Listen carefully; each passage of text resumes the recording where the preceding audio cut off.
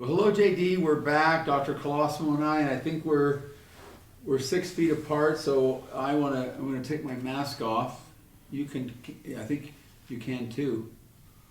Today was really a good day. We had our seniors in for orientation, and it went well. You know, I should ask you, how'd your day go today? Well, it was funny you bring that up. So it was going good until I look in the mirror, and I've got a mask knee. It's a medical condition. It's a new medical condition. New medical What's condition. it called? It's basically a zit because of a mask, right there. I'm sure I'm sure they're all looking at it. I'm not going to be self-conscious, but I think it's going to be a new thing we have to deal with. I actually think you're very self-conscious about it. The more you dwell on it, the more self-conscious. The more I keep touching it and poking at it. You've had that masky for about an hour, and I've heard about it 3 different times.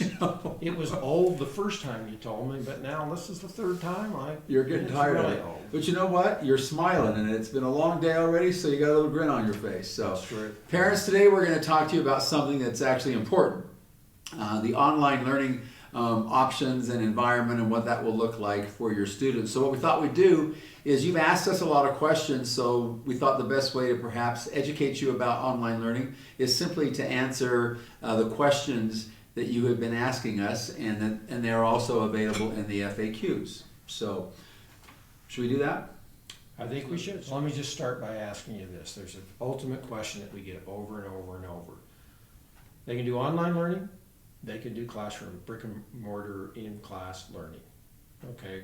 That's correct. What is that whole thing? Can they switch back and forth? Are there circumstances? When do they come online? When do they come to school? And what's the answer to that? So yes, parents have the option of doing either or and switching back and forth. Now, our parents told us in the survey that they wanted mostly to have the option for students to return. Overwhelming, it was 90% wanted to be in school doing brick and mortar classroom learning. Absolutely. But that doesn't mean...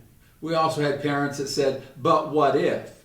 What if I have an elderly parent that's going to visit from out of state? What if our family household situation changes and we're exposed to someone who's positive? Well, what if they I'm have not to decide that at the beginning of the year? Do they have to declare on Monday, August 17th, that they're going to be an online student or they're going to be a brick and mortar student? No, it doesn't work that way. You're not either or. Parents, if you have made the decision that for the time being you prefer your student or students to be online, you can let us know. The sooner you do, the better, simply by emailing Kate Sewell. But you may decide that you make that decision 4, 5, or 6, or 7 days into the school year. You may decide that you start online, but then you see how things are happening at school or numbers out there in the community, and you want to say, wait, you know what? I think it's okay for you to go back to school.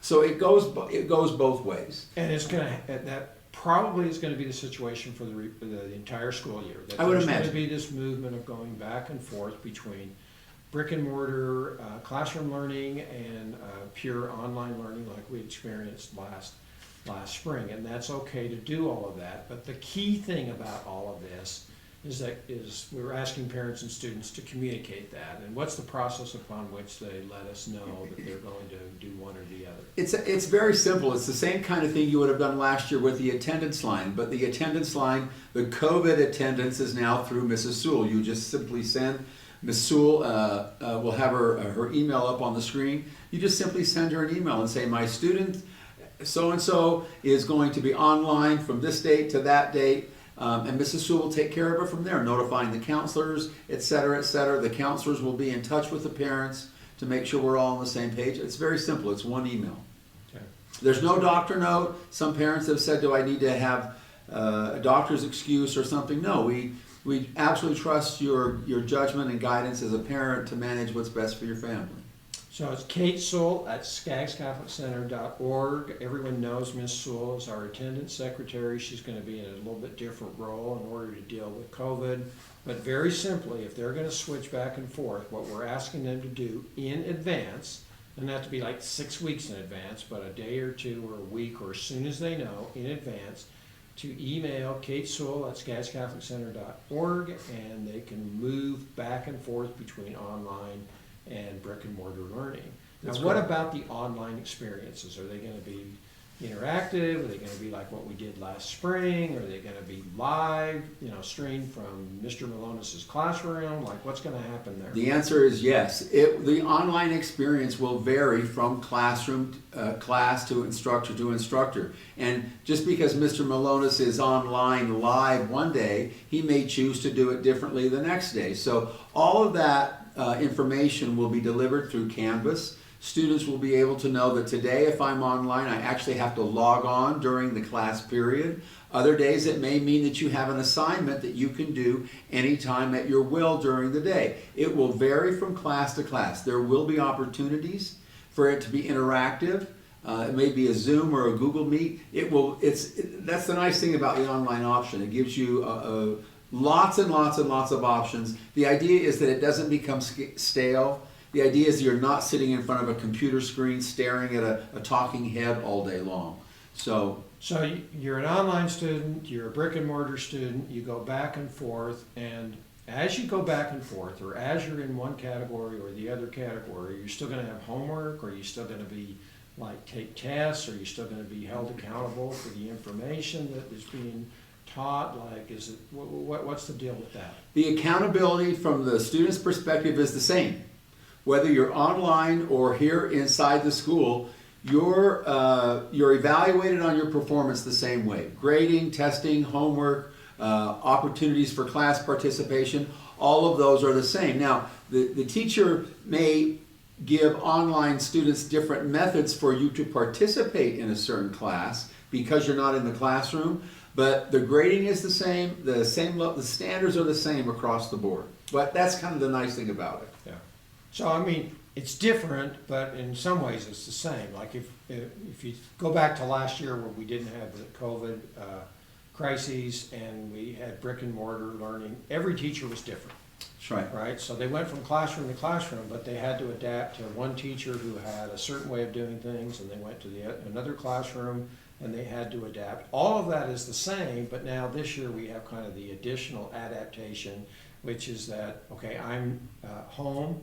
And as I'm home, as doing online learning, the adaptation will be different from one teacher to another. So it's really the same as what they experienced in previous years. It's just that now the added kind of element to this is that there may be online learning completely, there may be brick and mortar learning, and there may be some combination of that. Well, see, the thing too is that last year when we left on March 13th, we developed an online learning experience that we thought was going to last 45 days. Right. We've now had all summer to say, wait, we really have to up that game, which we have. The online learning experience all through many of the classes will not look like what it did last spring. It's a whole different animal now, and we're prepared to do that for the entire year if necessary. What about support, counseling and student services support? So if a student is home, Yeah. and let's say they're a senior and they're trying to get through preparation for college tests and college admission and college applications, is that going to be similar as to what we just talked about with teachers? Similar but different. You would do it the same way. Instead of stopping by Miss Piro's office or Miss Redican's office, you would just send an email, and parents, the student can, we'd like to have an appointment to discuss college planning. The council will be in touch with you, and most likely they'll say, would you like to come in, or would you like to do it over a Google Meet or Zoom, and you'll have the meeting just like you normally would. Okay, so that's good. So that seems to make sense. There's this explanation for what happens with students, whether they're learning online or in brick and mortar. There's an explanation for what happens if they have to access student services, particularly seniors that are working through college examinations. Well, what about extracurricular activities? What if a student is involved in volleyball this fall and yet is an online learner from home? What can she do? We get that question a lot. It's an excellent question, and it's a little bit tricky. The one distinction is this: if you are home online because you're quarantined for any reason, and families will decide whether or not they're quarantined. If you are quarantined, then you cannot come into the building because you're quarantined to participate in an extracurricular activity, whether it's volleyball, football, mass planning committee, whatever. If you are choosing the online experience for any other reason, you can stay online at home and then come in at the end of the day for practice or a game or whatever, but you still have to go through the health screening before you're allowed to go onto the court or the field. So your temperature, the questions, et cetera, you have to fulfill that standard before you can participate. So that would then follow that if your grades are not up to par, whether you're online or in school, you would not be able to participate in an extracurricular activity. Same as last year. Same as it's always been. Doesn't change. Doesn't Okay, change. good. You know, I think we've created a remarkably flexible arrangement for our teachers and our students to participate in. Yeah.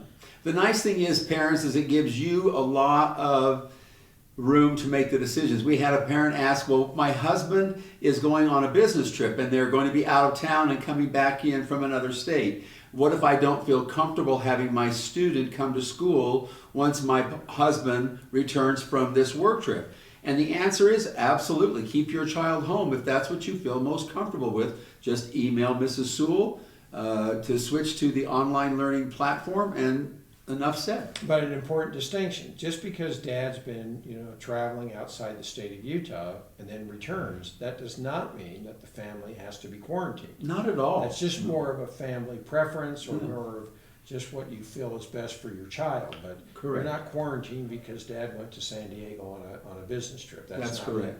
So there's a category of quarantine that we'll talk about perhaps in another video. But for now, what we're trying to do is draw a distinction between quarantine and non-quarantine. That's correct. I think another really good question that was asked is, and it will come up more and more, is that we oftentimes have relatives that visit, sometimes grandparents, elderly relatives that visit for the holidays or just to participate in family life. And you may feel safer having your students stay home prior to grandparents coming and visiting, just as a safety precaution. That's totally fine. It's totally up to you. All you have to do is email Mrs. Sewell and you can switch to the online option. I appreciate you clarifying all of this for us, Mr. B. It's been really great actually hearing from the parents, because parents, you've helped us think through things, and it's like, okay, that's a very good question. What will we do in this situation or not? So it's been very helpful. So thank you. To end this then, so everything we just said is available for them and on frequently asked questions. And where do they go for that? How do they find that? It's frequently asked questions are linked in the email that was attached to this video, or you can go to our website and it's on the top of the website, frequently asked COVID questions. If you have any general COVID-related questions, you can simply email us at covid@skaggscatholiccenter.org, and we'll make sure that we get back to you and we'll prioritize getting back to you. I really appreciate what you have to say, and now signing off on this video, since it isn't a Good Morning JD video, what I think we ought to do is put our masks on and go about our business. Let's go. Make it a good day, JD.